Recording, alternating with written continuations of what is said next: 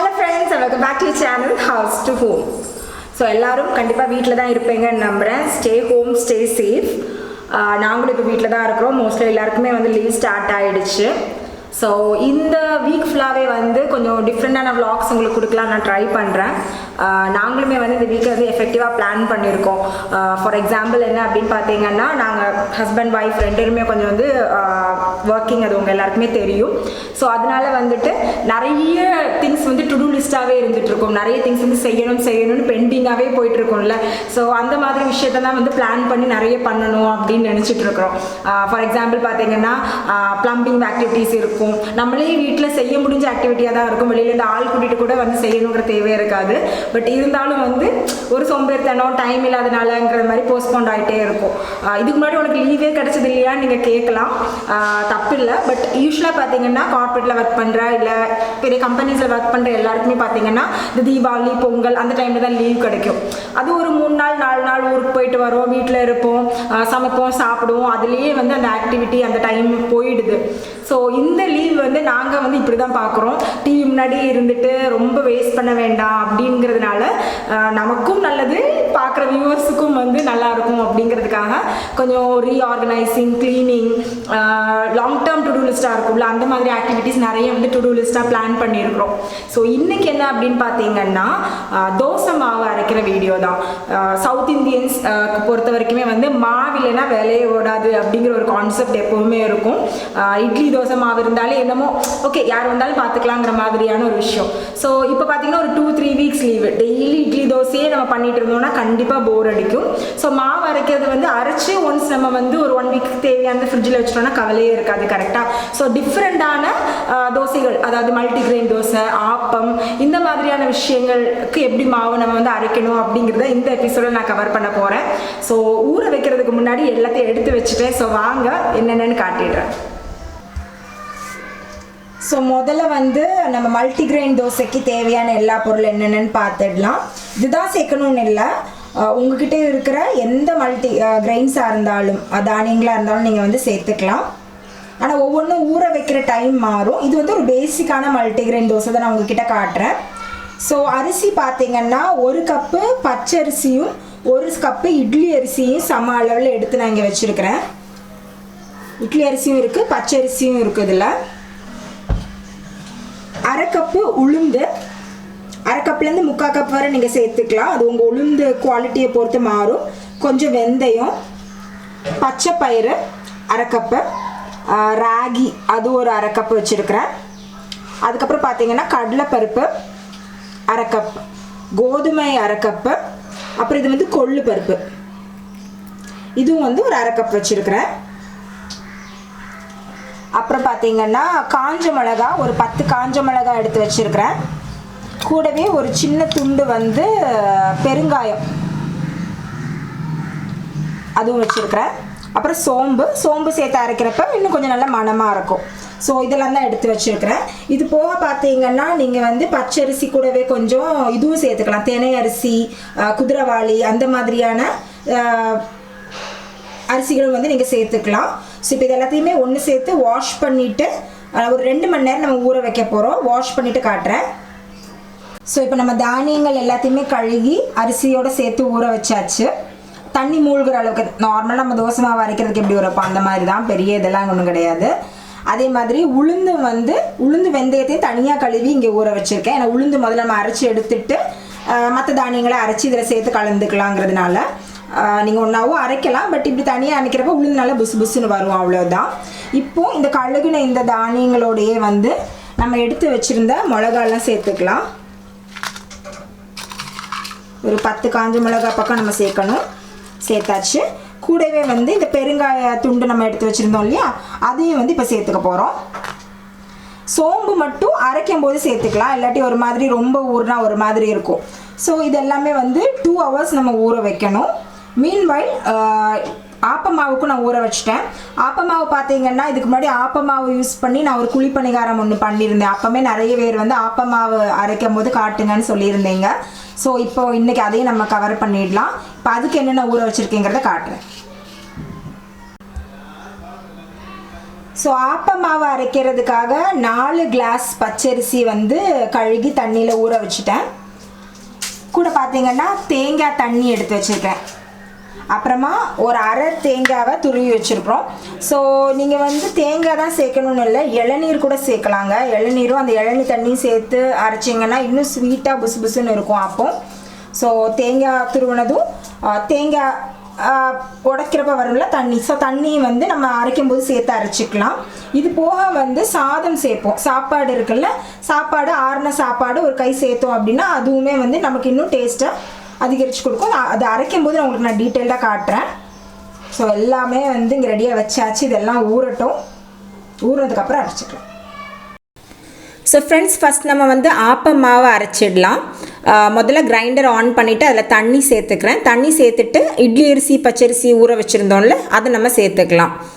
So ஏன் first appam மாவு அரைச்சிக்கிறேன் அப்படின்னா, மல்டிகிரெயின் தோசைக்கு மாவு அரைச்சிட்டு அதே கிரைண்டரில் நம்ம ஆப்பம் மாவு அரைச்சோம் அப்படின்னா ஆப்பம் மாவு வந்து ஒரு மாதிரி அங்கங்கே கருப்பு கருப்பாக இருக்கும். ஸோ அதனால் இதை அரைச்சிட்டு நான் அதை அரைச்சிக்கிறேன். ஸோ இட்லி அரிசி பச்சரிசி முதல்ல சேர்த்துக்கலாம். இது கூடவே திருவி வச்சுருந்த அரை மூடி தேங்காயும் சேர்த்துக்க போகிறேன்.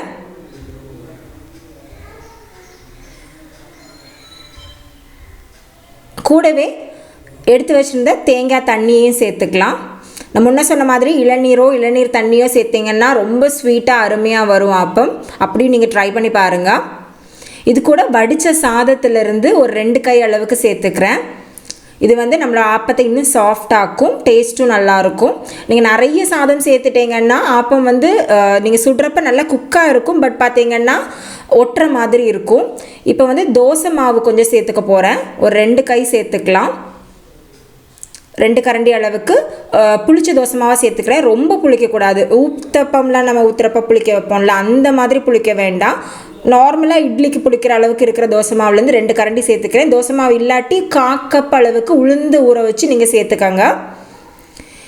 மாவு நல்லா அரைய தொடங்கிடுச்சு, தண்ணி இழுக்க தொடங்கிடுச்சு. கொஞ்சம் கொஞ்சமாக தண்ணி சேர்த்துக்கலாம். ஒரு சின்ன டிப் இந்த இடத்துல, நீங்கள் தோசைக்கு இல்லை இட்லிக்கோ எதுக்கு மாவு அரைச்சாலுமே வந்து ஐஸ் வாட்டர் சேர்த்து அரைங்க. மாவு வந்து அவ்வளவு சீக்கிரத்தில் சூடாகாது, நல்ல சாஃப்டாக நைஸாக அரைஞ்ச மாதிரி இருக்கும்.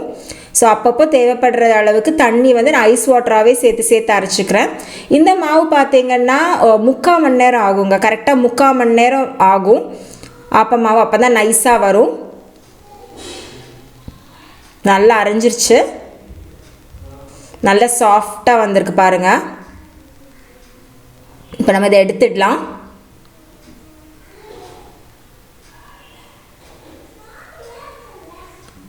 ஸோ இதே மாவில் நீங்கள் கொஞ்சம் வெல்லம் சேர்த்து நீங்கள் ஆப்பச்சட்டியில் ஊற்றி குழிப்பணிகார மாதிரியும் சுட்டு எடுக்கலாம், அதுவும் அருமையாக இருக்கும். ஸோ இந்த மாவு ஃபுல்லாக நம்ம எடுத்துட்டு இதே கிரைண்டர்லேயே வந்து மல்டிகிரெயின் தோசைக்கு அரைச்சிக்கலாம்.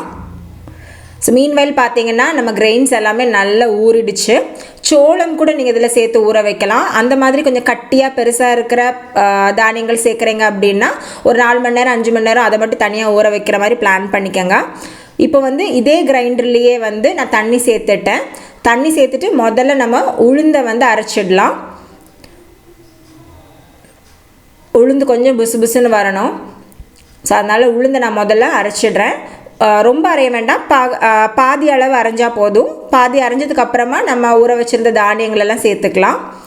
இப்போ உளுந்து பாதி அரைஞ்சிருச்சு. இதோடு நான் வந்து சோம்பு சேர்த்துக்கிறேன். ஒரு 1 டீஸ்பூன் அளவுக்கு சோம்பு சேர்த்துக்கங்க, நல்ல வாசனையாக இருக்கும். கூடவே நம்ம ஊற வச்சுருந்த தானியங்களில் இருக்கிற இந்த காஞ்ச மிளகாலாம் முதல்ல சேர்த்துடலாம். ஏன்னா இது கொஞ்சம் அரைகிறதுக்கு கஷ்டப்படுங்கிறதுனால முதல்ல இந்த மிளகாவை சேர்த்துடுறேன். காயம் சேர்த்துக்கலாம். நான் கட்டி காயம் யூஸ் பண்ணேன். நீங்கள் விருப்பப்பட்டால் தோசை ஊற்றுறப்ப பெருங்காய பொடி சேர்த்து மாவை கரைச்சிட்டு ஊற்றலாம். இப்போது தேவையான அளவுக்கு தண்ணி மறுபடியும் சேர்த்துக்கிறேன்.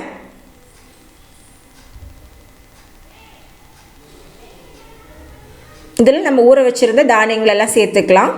ஸோ இந்த மாவு அரைக்கிறதுக்கு கிட்டத்தட்ட உங்களுக்கு ஒரு அரை மணி நேரம் ஆகும்.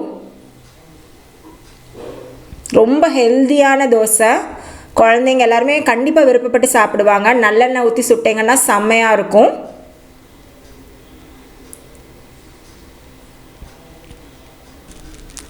கரெக்டாக அரை மணி நேரம் எடுக்கும் உங்களுக்கு இந்த மாவு அரைகிறதுக்கு. நீங்கள் மிக்சியில் அரைக்கலாம், பட் மிக்சியில் அரைச்சிங்கன்னா ரொம்ப நைஸாக உங்களுக்கு வராது. ஸோ மேக்ஸிமம் வந்து கிரைண்டர் யூஸ் பண்ணி இந்த மாவை அரைச்சி ட்ரை பண்ணுங்க. தண்ணி மட்டும் இழுத்துக்கிட்டே இருக்கும், நீங்கள் நல்ல நல்ல தண்ணி ஊற்றி கொடுக்க வேண்டி வரும். பட் ரொம்ப ஹெல்த்தியான ஒரு தோசை இது, கண்டிப்பாக நீங்கள் ட்ரை பண்ணணும். ஸோ பார்த்திங்கன்னா தண்ணி இழுத்துக்குச்சு. நான் வந்து மறுபடியும் முன்ன சொன்ன மாதிரி தான் ஐஸ் வாட்டர் தான் ஊற்றி கொடுக்க போகிறேன். ஸோ மாவு ரொம்ப ஹீட் ஆகாமல் நைஸாக வந்து உங்களுக்கு அரைஞ்சிரும். ஸோ தண்ணி இழுக்க இழுக்க ஐஸ் வாட்டரே ஊற்றி கொடுங்க, கொஞ்சம் கொஞ்சமாக ஊற்றி கொடுங்க. பட் என்ன தான் அரைஞ்சாலும் இந்த தானியங்களோட தோலெல்லாம் கொஞ்சம் கட்டி கட்டியாக தான் இருக்கும். பட் அது பரவாயில்ல, நல்லா தான் இருக்கும். இப்போ மாவு நல்லா அரைஞ்சிடுச்சு, இதை தனியாக எடுத்துடலாம்.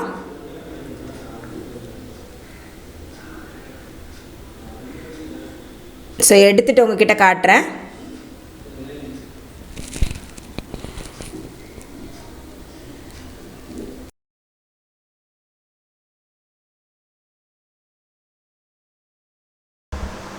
ஸோ பார்த்தீங்கன்னா நம்மளோட மல்டிகிரெயின் தோசை மாவு நல்லா ரெடி ஆகிடுச்சு. இது கொஞ்சம் திக்காக தான் இருக்கணும். இப்போ நம்ம வந்து உப்பு எதுவுமே போட்டு கலக்க போகிறதில்ல, சுடுறப்ப கலக்கினா போதும். ஸோ இந்த மாவு பார்த்தீங்கன்னா ரொம்ப புளிச்சிட்டு தான் தோசை ஊற்றணும் அந்த மாதிரிலாம் கிடையாது. ஒரு 2 மணி நேரம் 3 மணி நேரம் வச்சுருந்து கூட நீங்கள் தோசை ஊற்றலாம். ஊற்றும் போது கொஞ்சம் இஞ்சி, பச்சை மிளகாய், கறிவேப்பிலை, கொத்தமல்லி, வெங்காயம் எல்லாம் நல்லா ஃபைனாக சாப் பண்ணி போட்டு மாவில் கலக்கி உப்பு சேர்த்து கிளறிட்டு அதுக்கப்புறமா நீங்கள் வந்து தோசை ஊற்றலாம். சட்னி சாம்பாரோட சாப்பிட்றதுக்கு ரொம்ப அருமையாக இருக்கும். ஸோ ஊற்றுறப்ப நான் காட்டுறேன். ஸோ மீன்வயல் வந்து கிச்சனில் சமையல் வேலையும் முடிஞ்சு சாப்பிட்டாச்சு. ஸோ இன்றைக்கி வந்து கருவாட்டு குழம்பு. ஆக்சுவலி நான்வெஜ் இல்லாமல் இருக்கவே முடியல. நான்வெஜ் சாப்பிடக்கூடாதுன்னு இந்த டைமில் யாருமே சொல்லலை. பட் இருந்தாலும் கொஞ்சம் ப்ரிகாஷனாக இருக்கலாம், கொஞ்ச நாளைக்கு வந்து அவாய்ட் பண்ணலாங்கிறதுக்காக தான் சாப்பிடல. ஸோ கருவாடு இருந்தது, அதனால் கருவாட்டு குழம்பு பண்ணி சாப்பிட்டோம். அதுவும் வந்து கேபேஜ் பொரியல் ரசம், அவ்வளோதான், சிம்பிளாக முடிச்சிட்டோம். ஸோ அந்த வேலையும் எல்லாம் முடிஞ்சுது. இப்போ கிச்சன் எல்லாம் க்ளீன் பண்ணிவிட்டு கொஞ்ச நேரம் ரெஸ்ட் எடுக்கணும். ரெஸ்ட் எடுத்துகிட்டு ஈவினிங்காக வந்து பார்க்குறேன். ஸோ நான் சொன்ன ரேஷியோவில் நீங்கள் அரைச்சிங்கன்னா ஒரு 4 பேர் இருக்கிற குடும்பத்துக்கு சுமார் 3 வேளைலேருந்து 4 வேளை வரைக்கும் இந்த மாவு உங்களுக்கு தாராளமாக இருக்கும். இப்போதைக்கு தேவையான மாவு மட்டும் நான் வெளியில் வச்சுட்டு மிச்சத்தை ஃப்ரிட்ஜில் வச்சுட்டேன். இந்த மாவை நான் வந்து கலந்துக்க போகிறேன்.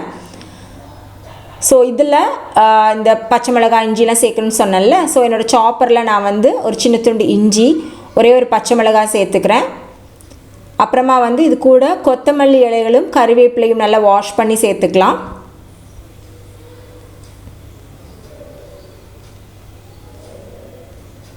பெரிய வெங்காயமாக இருந்தால் 1 சேர்த்துக்கோங்க. என்னோடது கொஞ்சம் சின்ன வெங்காயமாக இருந்தது, அதனால் நான் ஒரு 2 பெரிய வெங்காயத்தையும் இதோட ரஃபாக சாப் பண்ணி சேர்த்துக்க போகிறேன்.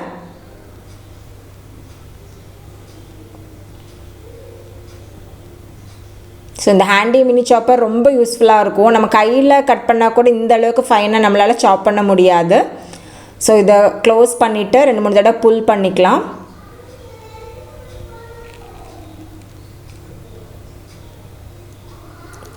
இப்போ இதை மாவோட நம்ம கலந்துடலாம். ஸோ நீங்கள் பெருங்காயம், கட்டி பெருங்காயம் நம்ம அரைக்கும் போது சேர்த்தோம்ல, அது சேர்க்கலை அப்படின்னா இந்த ஸ்டேஜ்லேயே வந்து பெருங்காயத்தூள் சேர்த்துக்கோங்க. இந்த மாவுக்கு தேவையான உப்பு நம்ம இப்போ கலந்துக்கலாம்.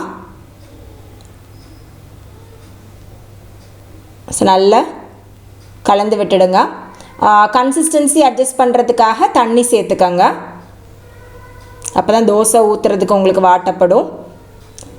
ஸோ கொஞ்சம் கொஞ்சமாக சேர்த்துட்டு பார்த்து சேர்த்துக்கோங்க. தோசை மாவு கன்சிஸ்டன்சிக்கு அட்ஜஸ்ட் பண்ணிக்கோங்க.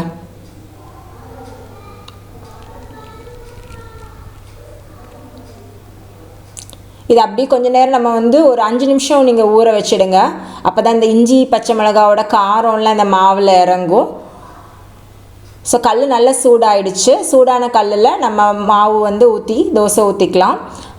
கொஞ்சம் லோ டு மீடியம் ஃப்ளேம்லேயே வச்சு குக் பண்ணுங்கள். ஏன்னா நான் தானியங்கள் எல்லாம் சேர்த்ததுனால இந்த தோசைக்கு பேசிக்கலாக டென்சிட்டி கொஞ்சம் அதிகம், கொஞ்சம் ஸ்லோவாக தான் குக் ஆகும். இப்போ தோசை ஊற்றியாச்சு. நல்லெண்ணெய் தான் இந்த தோசைக்கு நல்லாயிருக்கும். ஸோ அதனால் நான் மேலட்டால் கொஞ்சமாக நல்லெண்ணெய் ஊற்றிக்கிறேன்.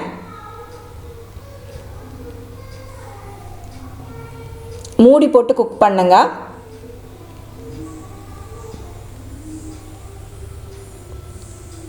ஸோ ஒரு சைடு நல்லா குக் ஆகிடுச்சு, பார்த்தீங்கன்னா தெரியும் ப்ரௌன் ஆகிருக்குது. இது அப்படியே திருப்பி போட்டுக்கலாம். திருப்பி போட்டு இந்த சைடும் குக் பண்ணிக்கலாம்.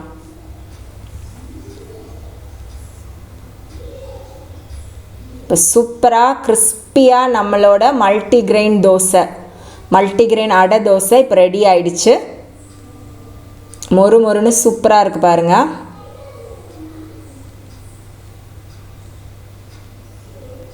ஒரு 2 தோசை நீங்கள் சாப்பிட்டாலே உங்களுக்கு ரொம்ப ஃபில்லிங்காக இருக்கும். ஸோ இதில் நம்ம வந்து இஞ்சி பச்சை மிளகாலாம் சேர்த்து கொஞ்சம் காரசாரமாக இந்த தோசை ஊற்றி இருக்கிறதுனால மைல்டாக நான் தேங்காய் சட்னி அரைச்சிருக்கிறேன். ஸோ தேங்காய் சட்னியோடு நாங்கள் இந்த தோசையை என்ஜாய் பண்ணோம். இந்த ரெசிபியை கண்டிப்பாக நீங்கள் ட்ரை பண்ணி பாருங்கள். ஸோ நெக்ஸ்ட் டே மார்னிங் பார்த்தீங்கன்னா ஆப்பம் மாவை வந்து நான் எடுத்து வச்சுட்டேன். பாதி மாவு ஆல்ரெடி ஃப்ரிட்ஜில் இருக்குது, பாதியை மட்டும் ஓவர் நைட் வந்து வெளியில் வச்சுருந்தேன். ஸோ நல்லா வந்து பொங்கி வந்திருக்கு மாவு. ஸோ இதோட ஒரு 1/4 டீஸ்பூனுக்கும் கம்மியான அளவுக்கு ஆப்ப சோடா சேர்த்துக்க போகிறேன். மாவு நல்லா பொங்கி வரும். ஸோ ஆப்ப சோடா சேர்த்துக்கலாம். இதோட தேவையான அளவு உப்பு சேர்த்துக்கலாம்.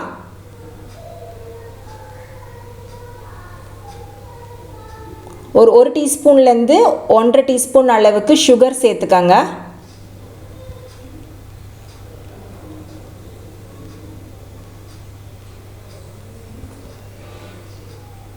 சேர்த்துட்டு இது நல்லா கலந்துடலாம். பாருங்கள், கலக்க கலக்க மாவு வந்து கீழே போகுது. அப்போ எந்த அளவுக்கு பொங்கி இருந்திருக்குன்னு பார்த்துக்கோங்க. இன்றைக்கி நான் வந்து தோசைக்கல்லே தான் ஆப்பம் ஊற்ற போகிறேன். தோசைக்கல்ல ஆப்பம் ஊற்றுறதே ஒரு டேலண்ட் தான். ஸோ அது எப்படின்னு சொல்கிறேன். ஃபஸ்ட் வந்து மாவு ஊற்றிக்கங்க. சென்டராக ஊற்றிட்டு ஓரங்களை மட்டும் தேய்ச்சி விடுங்க. சென்டராக இருக்கிறத தேய்ச்சி விடாதீங்க.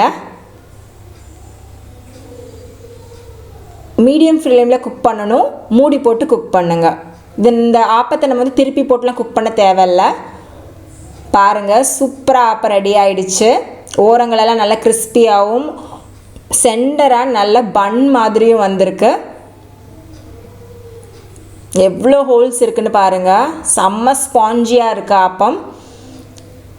ஸோ ஆப்பம் பேசிக்கலி நல்ல சாஃப்டாக இருக்கும். நல்ல மைல்டான ஒரு பிரேக்ஃபாஸ்ட் இல்லாட்டி நீங்கள் டின்னராக சாப்பிடலாம். ஸோ அதுக்காக கொஞ்சம் காரசாரமாக உருளைக்கிழங்கு குருமா பண்ணியிருந்தோம். ஆப்பத்துக்கு இந்த குருமா நல்லாயிருக்கும். நீங்கள் கடலை கறி, பச்சை பட்டாணி கறி, வெஜிடபிள் குருமாவோட சேர்த்து சாப்பிடலாம். செம்ம அருமையாக இருக்கும். ஸோ கண்டிப்பாக இந்த எபிசோடு எங்கள் எல்லாருக்கும் ரொம்பவே யூஸ்ஃபுல்லாக இருந்திருக்கும்னு நம்புகிறேன். மறுபடியும் ஒரு டேஸ்டான ரெசிபி இல்லாட்டி வேறு ஏதாவது இன்ட்ரெஸ்டிங்கான எபிசோடோட உங்கள் எல்லோரும் நான் மீட் பண்ணுறேன். தேங்க்ஸ் ஃபார் வாட்சிங் ஹவுஸ் டு ஹோம்.